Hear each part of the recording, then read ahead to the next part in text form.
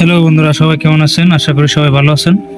তো আজকে আবার চলে আসলাম নতুন একটি রিভিউ নিয়ে। তো আজকে দেখতে পাচ্ছেন আমার হাতে রয়েছে পোকো X4 5G।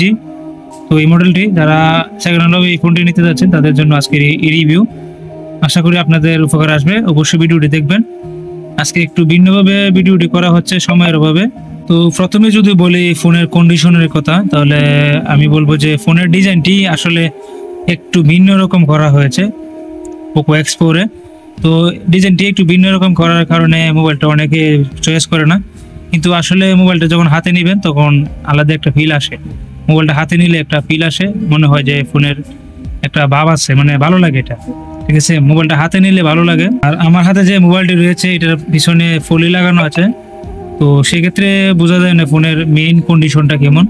তো দেখতে পাচ্ছেন ফোনে সব দিকে ফলি লাগানো আছে, একদম সাইড সহ ফলি করা আছে। তো সেক্ষেত্রে বোঝা যায় না যে ফোনের কন্ডিশনটা আসলে কেমন। ঠিক আছে, কিন্তু এই যে বডিটা দেখতে পাচ্ছেন, যে ব্যাকশেলটা, এটা একটা গ্লাস ব্যাকশেল।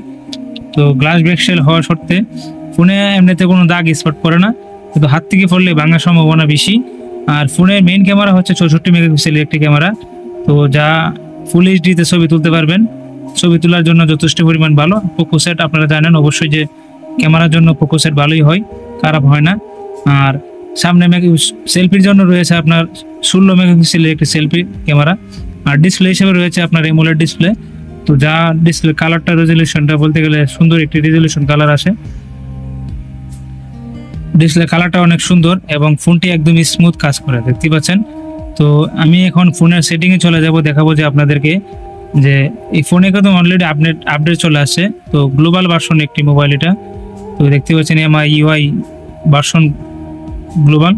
তো এই ফোনটিতে অলরেডি আপডেট চলে আসছে, কিন্তু এখনো পর্যন্ত আপডেট দেওয়া হয় নাই। তো অনেকে ভাবেন যে পোকো ফোন নিলে আপডেট আসলে সমস্যা হয়। আগে এক সময় আসতো, যেমন Poco X3, X3 Pro, X2, এগুলোতে আপডেট ইস্যু আসতো, কিন্তু এখনকার সময় আর এগুলো নাই। এখনকার সব কিছু সমাধান হয়ে গেছে। আর এই ফোনটিতে স্ন্যাপড্রাগনের প্রসেসর একটি ইউজ করা হয়েছে, স্ন্যাপড্রাগনের 695 একটি প্রসেসর ইউজ করা হয়েছে। তো সেক্ষেত্রে এটা পাওয়ারফুল একটি প্রসেসর, যারা গেম খেলেন তাদের জন্য এই প্রসেসরটি ভালো হতে পারে, তো সেটাই বলবো। আর এই ফোনটিতে রিফ্রেশ রেট হিসেবে ব্যবহার রয়েছে আপনার 60/120। তো আমি আপনাদেরকে দেখাচ্ছি, তো আপনারা আমার সাথে থাকবেন। আশা করি মোটামুটি সব কিছুই দেখানোর চেষ্টা করব। তো দেখতে পাচ্ছেন ফোনটিতে রয়েছে আপনার 60/120। যখন আমি এই ফোনটা বর্তমানে 120 দিয়ে মানে চালাইতেছি, 120 দিয়ে যখন আপনি ফোনটি ইউজ করবেন তখন ব্যাটারি চার্জটা একটু বেশি খাবে, কিন্তু তারপরেও এটা ব্যাটারি হিসেবে রয়েছে 5000 mAh একটি ব্যাটারি, বিগ ব্যাটারি বলতে পারেন। চার্জের ব্যাকআপ যথেষ্ট পরিমাণ ভালো দেবে।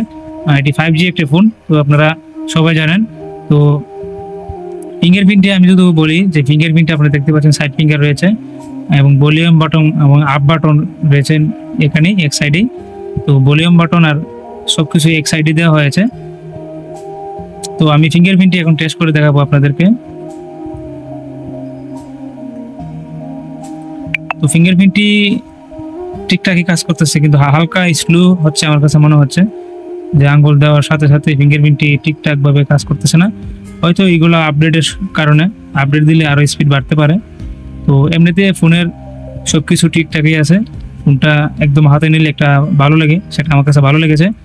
তো ফোনটি একদম স্মুথ কাজ করে।